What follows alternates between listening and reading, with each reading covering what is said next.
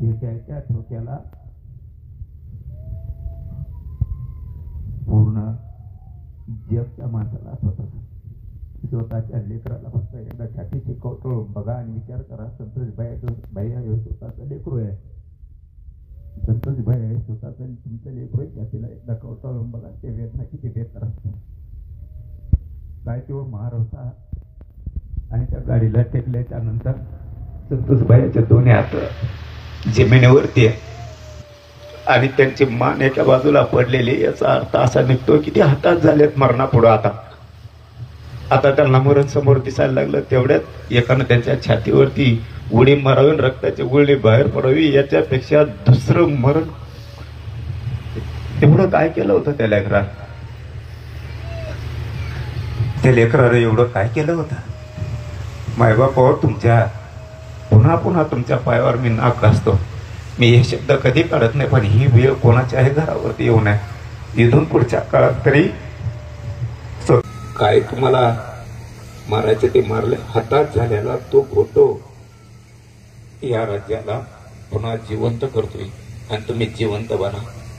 मुरदाड बनू नका. तुम्ही सगळे बुद्धिजीवी लोक आहेत. तुम्ही मुरदाड नका बनू. तुमचा न्याय तुमच्या पायात येऊन पडन बुद्धिजीवी लोकांच्या. फक्त आपल्यातले भीती काढून टाका आणि समाजाच्या मदतीला सहकार्याला तुम्ही काय धावून येत चला. भयंकर आहे ते. काय मार लागताना काय बोलले असतील. एका ठोक्याला पूर्ण जग त्या माणसाला आठवत असेल. स्वतःच्या लेकराला फक्त एकदा छातीशी कवटळून बघा आणि विचार करा. संतोष भाई हे स्वतःचं लेकरू आहे. संतोष भाई हे स्वतःचं तुमचं लेकरू आहे. छातीला एकदा कवटळून बघा. ते वेदना किती बेकार असतील. काय तेव्हा मार होता. आणि त्या गाडीला टेकल्याच्या नंतर संतोष भाईचे दोन्ही हात जमिनीवरती आहे आणि त्यांची मान एका बाजूला पडलेली. याचा अर्थ असा निघतो की ते हातात झालेत मरणापुढं. आता त्यांना मरण समोर दिसायला लागलं. तेवढ्यात एकानं त्यांच्या छातीवरती उडी मारावी, रक्ताची गुळणी बाहेर पडावी. याच्यापेक्षा दुसरं मरण एवढं काय केलं होतं त्या लेकरानं असतं. मी हे शब्द कधी काढत नाही, पण ही वेळ कोणाच्याही घरावरती येऊ नये. इथून पुढच्या काळात तरी स्वतःच्या लेकरात या राज्यातले समाजाचे लेकरं बघा आणि धावून यायचं. आम्ही तुमच्या पुढे 4 पावलं रात जाऊ आणि जर आपण दोघं एकमेकाच्या मदतीला आलो तर आपल्या लेकराचं कुणी केसही वाकडा करू शकणार नाही. हे लक्षात असू द्या. हा समाज आता एक झालेला आहे आणि सगळ्याचा बाप सुद्धा आहे. फक्त आता तुम्हाला मला दोघांना एकमेकाची शक्ती आणि तिची जाणीव करून घेणं लय गरजेचं. आज एका गोष्टीचं आज एक संतोष भाईच्या प्रकरणात जे व्हायला पाहिजे होतं ते झालं ना. परंतु जोपर्यंत तुम्ही आणि आम्ही एक आहेत तोपर्यंत हे फाशीवरच तुम्हाला लटकले दिसते. मी कधीच्या मॅटरमधून मागे सरकणार नाही आणि कोणाच्याच सरकणार नाही. मी जे मॅटर हातात घेतो ते कडेला नेतो. कधी बोलत बी नाही. मधल्या काळात मी ते बोलायचे बंदही केले होते. पण जसं जसं शरीराला त्रास होईल तसं तसं पुन्हा पुन्हा सांगत राहतो समाजाला. तुम्हाला पुन्हा पुन्हा आठवण करून देत राहतो. मी असेल नसेल आता माझ्या समाजाची एकजूट फुटून द्यायची नाही ही तुमच्या खांद्यावर जबाबदारी. माझा समाज कधी उदास नाही वाटला पाहिजे. माझ्या समाजाला कधी वाटलं नाही पाहिजे आमचा पाठीराखा कोणी नाही. पुढच्या काळात तुम्हाला सुद्धा पाठीराखा बनायचं. या समाजाच्या पाठीशी तुम्हालाही उभं राहायचं. मी या फळ्या आता जोडायला सुरुवात केली. मराठा सेवकाच्या फळ्या सुरू झाल्या. तुमच्यासाठीच, तुमच्या हक्काचा माणूस म्हणून तुमच्यासाठीच. बस आपल्याला बोलता येत नाही. ज्याची घालमेल त्याला माहीत असते.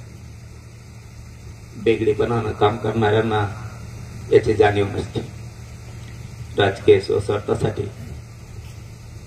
दुसऱ्याच्या वेदनाची जाणीव नाही कळत. पण ज्याची खरी मनातली माणुसकी जिवंत असते ना ज्याला आपले स्वतःचे लेकरं आणि दुसऱ्याचे लेकरं सारखे वाटतात ना त्याला या वेदनेची जाणीव असते. गाडीला टेकून बसवलेला संतोष भाईचा फोटो हातात झालेला आहे. माणूस किती याचना करत असेल, किती भयंकर टाइम असणार आहे. साधी सोपी गोष्ट नाहीये. समाजा हो जागे वारे काय नको रे बाबा आम्हाला तुमचं. कुणाच्याही लेकरावरती ही वेळ येऊ शकते. पैशावाला असू द्या नाही तर गरीब असू द्या, ही वेळ येऊ शकते बर का. मायबाप हो, तुमच्या पायाच्या चरणी लोळण घेऊन सांगतो, पुढच्या काळात तरी एकजूट नका फुटून देऊ. ज्या दिवशी त्या गाडीला चिपकून संतोष भाईला ठेवलं गेलं, त्यावेळेचे हाल काय असतील तुम्हाला शब्दात वर्णन करायसारखे नाही. ते माणसानं दोन्ही हात जमिनीवर टेकलेले आणि गाडीच्या टायरला पाठ टेकून मान खाली टाकून बसलेले. त्यावेळेस जीव म्हणत असणार आहे मला सोड. तुमच्यासाठी माझ्याजवळ जेवढं आहे तेवढं शेवटचं सांगतो. तुमच्यासाठी माझं फक्त बळ लागणार आहे. तुमच्यासाठी माझ्याकडून जेवढं बळ लागणार आहे आणि जे माझ्याजवळ आहे ते मी तुम्हाला द्यायला तयार आहे. माझं बळ द्यायला मी कुठंच तुम्हाला कमी पडणार. माझी पूर्ण शक्ती बुद्धिजीवी लोकांसाठी मी द्यायला तयार आहे. तुमचे जेवढे प्रश्न असतील तेवढे सांगत जा. मी ताकदीने ते सोडायचा प्रयत्न करत. पण इथून पुढे तुम्ही सुप्त लाट जे म्हणतात ते राज्यभर तुम्ही पसरायला आता सुरुवात करा. रणांगणात, त्या मैदानात, त्या रणांगणामध्ये तलवार घेऊन लढणाऱ्यापेक्षा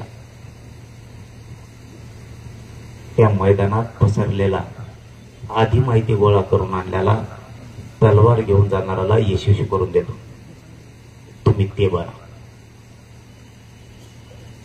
तुम्ही ते बना. तुम्ही त्या मैदानात, त्या लढाईच्या मैदानात, त्या रणांगणात तुम्ही पसरून जा. ज्या दिवशी तुम्ही पसरतात त्या दिवशी या समाजावरच्या दारिद्र्याचं सगळं कवच मोडून पडणार.